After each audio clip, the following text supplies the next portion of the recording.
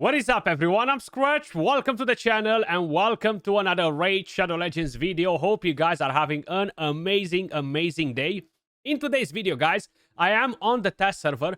We're gonna have a look at one of the new champions, and this time around, we're gonna check out the new Void Legendary from the Sylvan Watcher faction, Niamhe, Spear of Nyresa. Most likely, I butchered the name, so apologies for that, guys. Before we dive into the kit and all that, I just want to let you guys know I will be doing a live stream today, so keep an eye on it. We're going to do Faction Wars Hard Mode. We're going to see exactly how difficult it is from my main account on the very first few stages. We're going to talk about teams, basically tons of different things that you guys could potentially use on your accounts to basically help you defeat the new challenging content. Either way, she looks absolutely amazing. I really love the design. The armor is really badass. I do think personally that she fits better in the high elves, but who am I to judge it? She looks amazing. Her kit is actually really good as well. She's a defense-based champion. Pretty good stats. The only thing that I would complain of is basically the base speed being only at 98.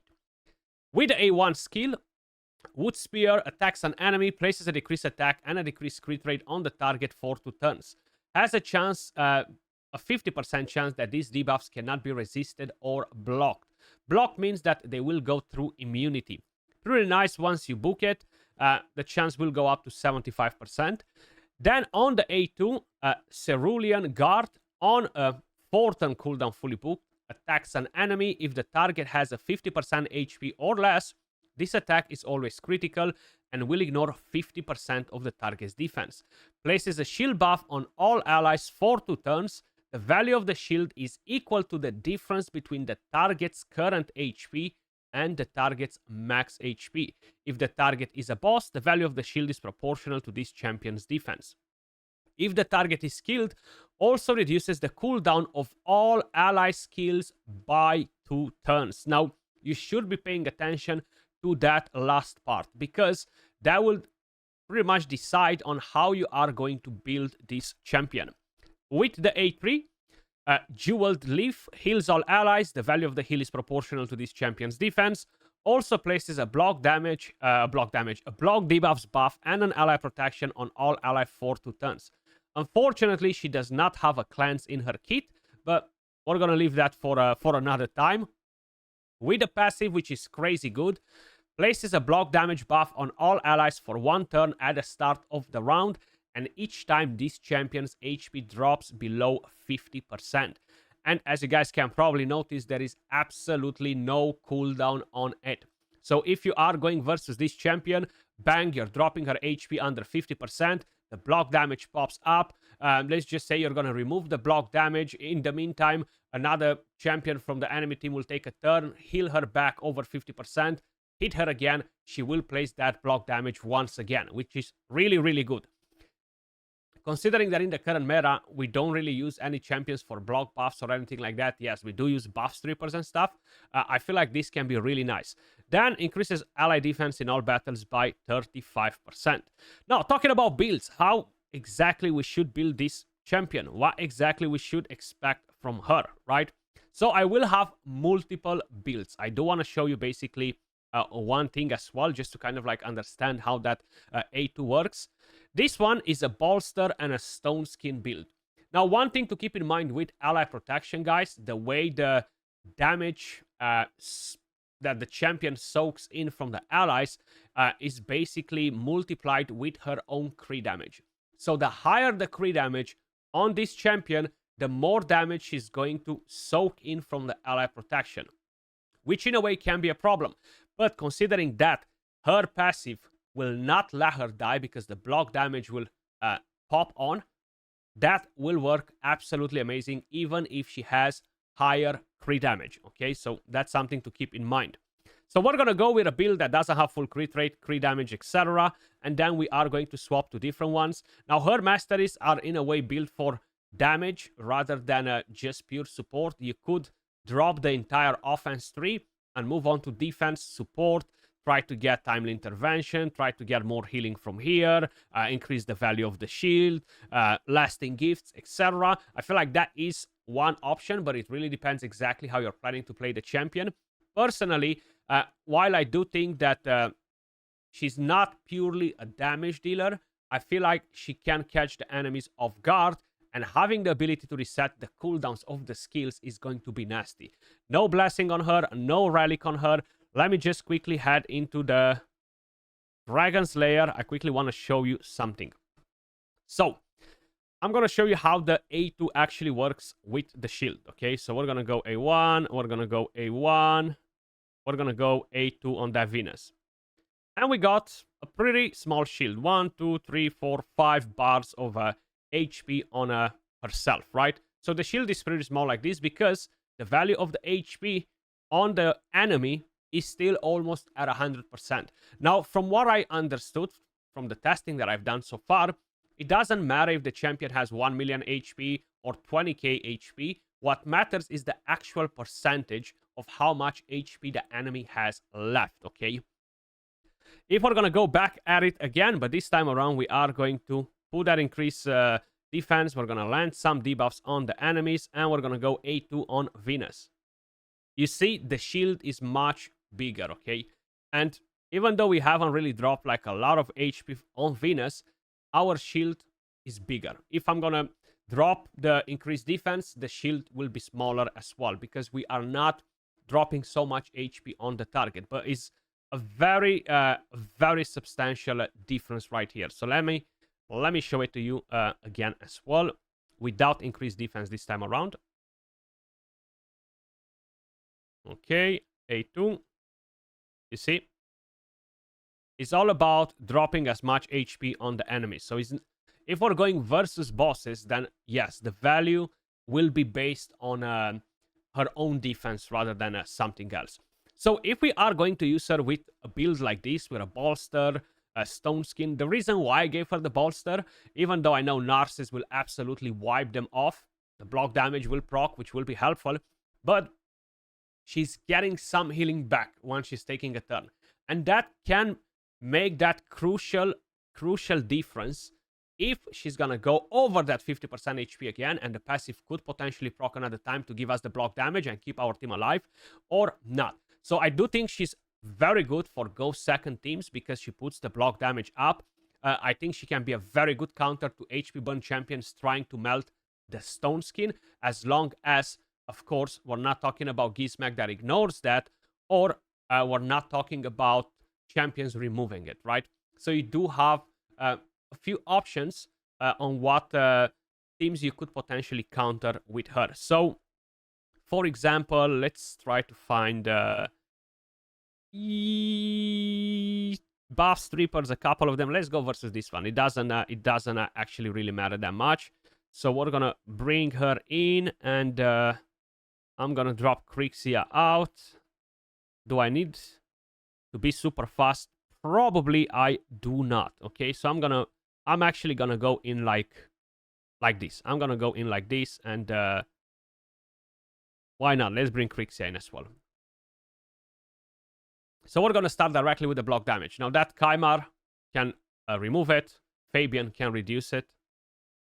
Okay, you see the block damage disappeared. I'm very curious to see what happens now. So the stone skin still stays on her. Okay, the stone skin is done. The block damage procced.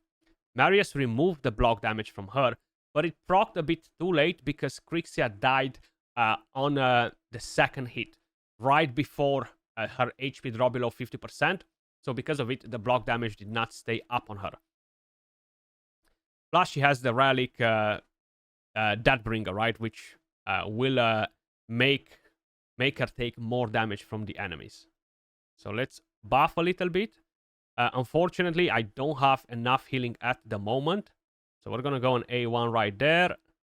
Some more healing would be perfect to take us over 50%. So there we go. We are over 50%. Marius going on again. The block damage procced once again. He managed to remove it from her, but not from my other two champions.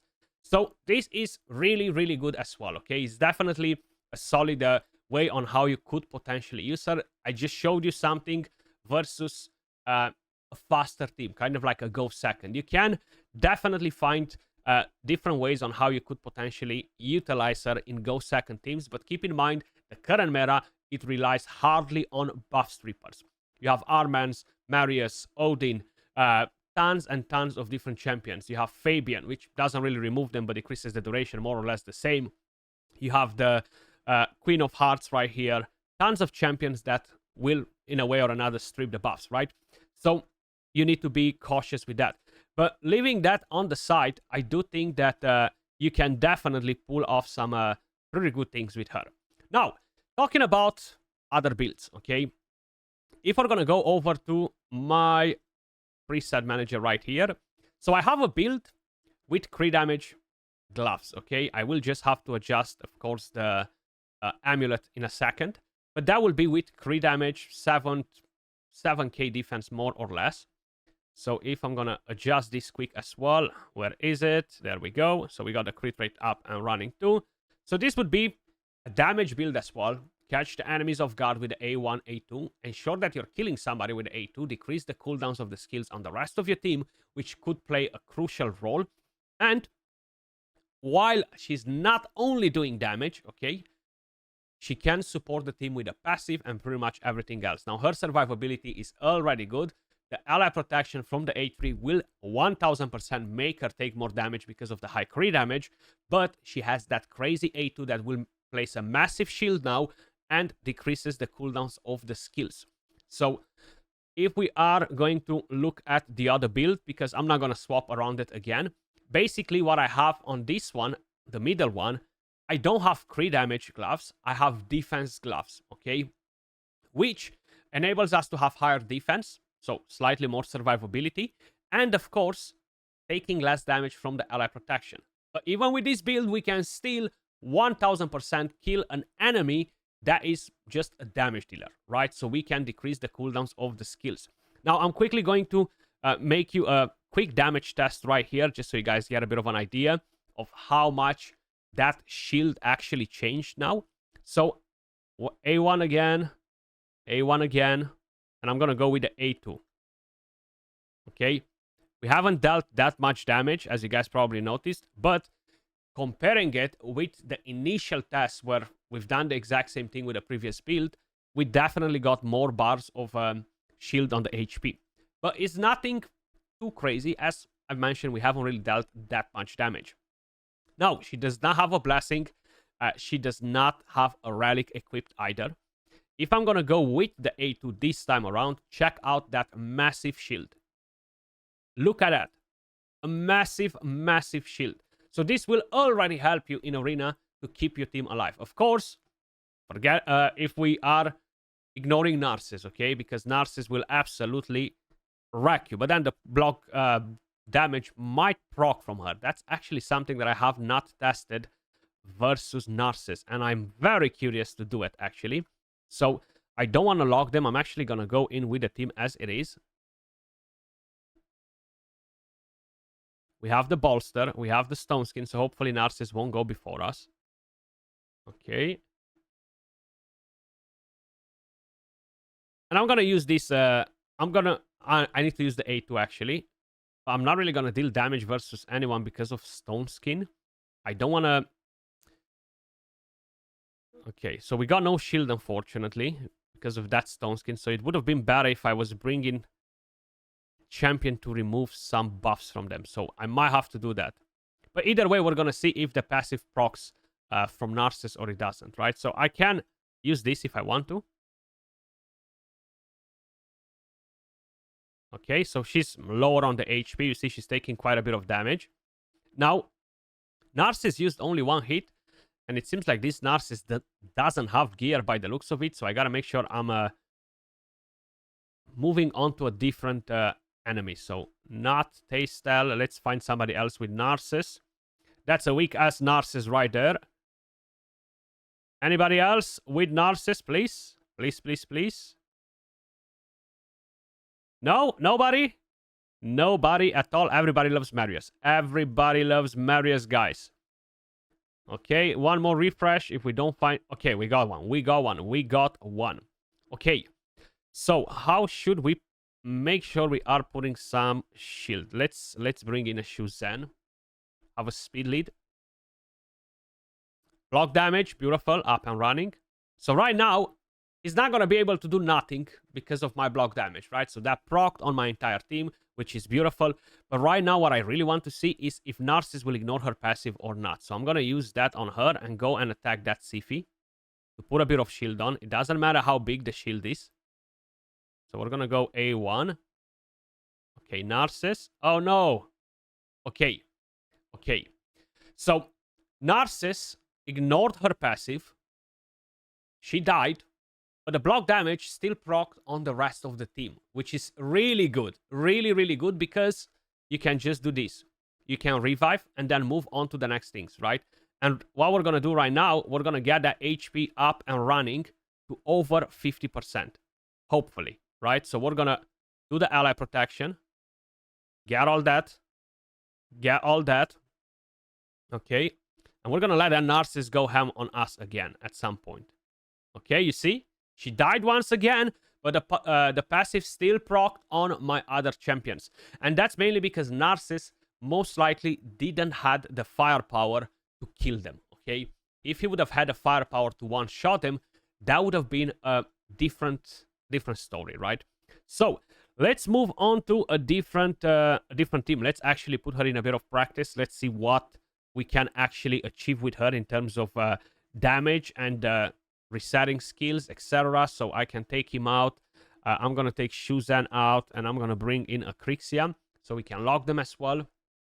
And see if that A2 can actually put in some work in Arena, or not really. Her damage was decent in the Dragon test, but not too crazy, okay? So I'm going to go and attack that Yumeko right here. Okay, we almost killed her. 68k. We got a good shield. One of the main reasons why she survived is, of course, because Harima. And if she is under 50% HP, then we're going to actually deal way more damage, ignore more of the target's defense. So that will really, really boost our damage. Come on! Let us move again. Let us move again. Okay, so we're gonna do the A3. Put the ally protection up and running. Beautiful. She will take more damage like this, but it doesn't matter because the passive procs. So if I could keep her alive versus a Narcissus, then she would not instantly die when the passive procs. But it almost seems like the passive gets ignored on her, but not on the other champion. So that Yumeko actually locked us, resetted the cooldowns of the skills on the enemy team, which is perfect actually because we can see Harima in a bit of action. They're going to overlap our ass here by a million times, okay? Versus her, block damage proc, a bit of a counter attack. Now they're not really going to be able to do that much, which is perfect. But they are getting a lot of turn meter. We are going to get overlapped non-freaking stop if my Crixia will not take a turn ASAP and lock that Yumeko. Okay, A1 again, counter attack from there.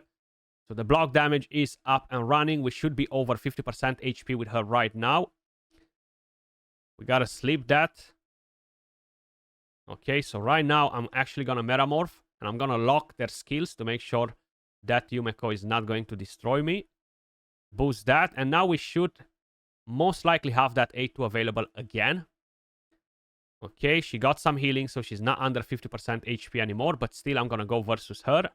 And damn, she survived again. Oh my god. Oh my god, she survived again. But we had no increased defense this time around, okay. I was gonna say, what the heck? How is she surviving?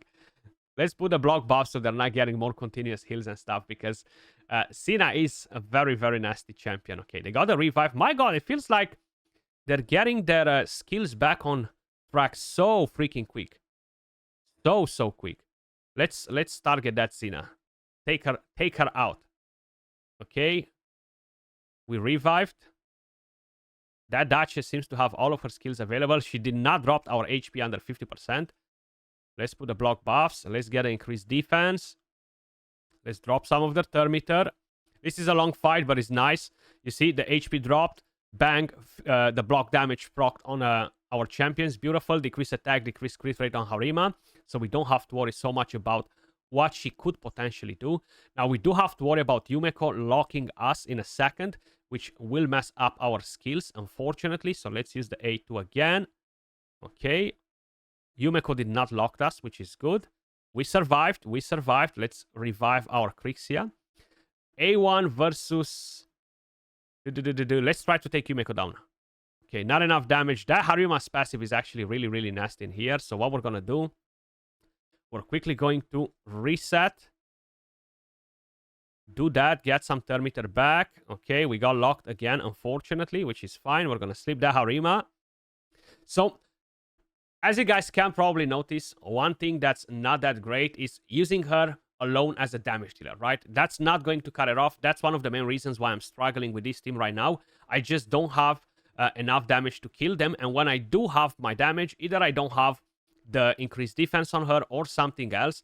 And that is really causing us issues in here. We actually even lost the fight. Let's actually try to find somebody else without Harima constantly keeping our ass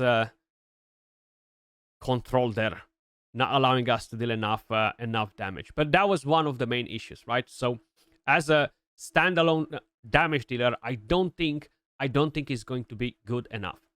There we go. This is actually a pretty good example right here. We do have Gizmak, block damage procs, Stone Skin, but our Stone Skin will expire before that Gizmak will actually get to do anything.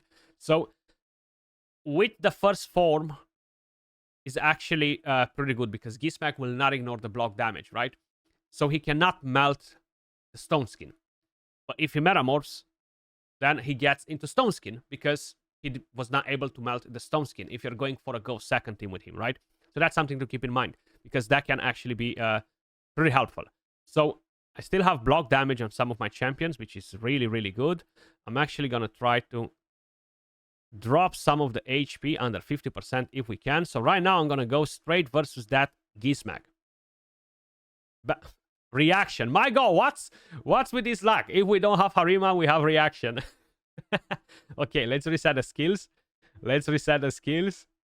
Couldn't have picked my target better. Damn Skratch. I was supposed to go for Dalazarius. He's squishier as well, but I was like, okay, let me just take that Gizmak. That's fine.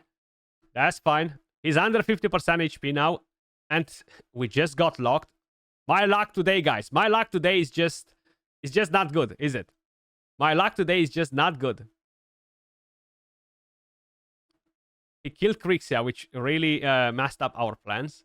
So let's do that. Put immunity. So no HP burn. We gotta kill Dalazarius if we can.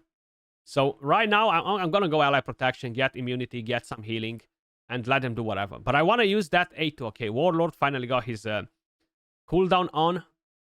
And either she was already under 50% HP and I've missed it, either the passive did not proc for whatever reason. Maybe it proc before and I overlapped it, right? I think that's what happened. We're failing here, guys, and it's not because the champion sucks. I've just had poor decisions, right? I wasn't supposed to go for that Gizmak because we hit reaction. I'm supposed to just go and smack that Lazarius, make my life easier. Okay, he did not kill my Krixia, which is good. Let's do that. Put the immunity up and running. And right now I can actually just go and kill that Lazarius, decrease the cooldowns of all of the skills. Beautiful. We got the shield as well. Now we can metamorph, we can cleanse that. And I'm only using the reset to cleanse the HP burn, right? But all of our skills had the cooldown decreased by 2 turns, right? Which is actually really, really helpful. So right now I'm going to try to take that Siphi down. 69k, unfortunately, not enough damage when they are on full HP. So this kind of like tells me one thing. We shouldn't build her fully for damage as I just had her right here, okay? So I think that this is just not really working out, okay? This is not really working out. And probably one of the better options on her would basically be having the middle build that I showed you, right? Or you can go with Bolster and give her full crit rate, or get her close to full crit rate, a bit of crit damage, not savage. Try to target enemies when they're under 50% HP. Rely more on her as a support champion, right? So let's actually try this again, we're going to do something a bit different, okay? So I'm going to keep the same accessories. So we have a bit of crit damage on the champion. We're going to go with the bolster. We're going to go back to arena. I will bring another damage dealer in my team. I will go versus this one right here. I'm not going to go with Sifi. Instead, I'm just worried if I'm going with Marius, I might deal too much damage, right? So let's bring in Marius. Let's bring in Marius. Hopefully we don't kill them all, though. So lock. You do that. Okay, perfect. I'm actually just gonna use the A1 skill to make sure I'm not killing them. Beautiful. So he's under 50% HP. At the limit, but he's there, okay? Delisarius. As long as he's not carrying on us, we should ignore 50% of his target's defense. And always crit. Bang, resetted the cooldowns of the skills. We got the shield. And now, because we have another damage dealer as a backup, we're not going to struggle with what we had before. The issue that we had before versus this team or another team. We decrease the cooldowns of the skills. And we have more support and backup damage from her. I think she's really, really good with that passive. I think she's definitely going to open quite a few different strategies for Go Second teams or even defense teams. Let me know your thoughts in the comments down below, guys. As usual, appreciate all of you guys watching. Much love, and I will catch you all in the next one. Peace.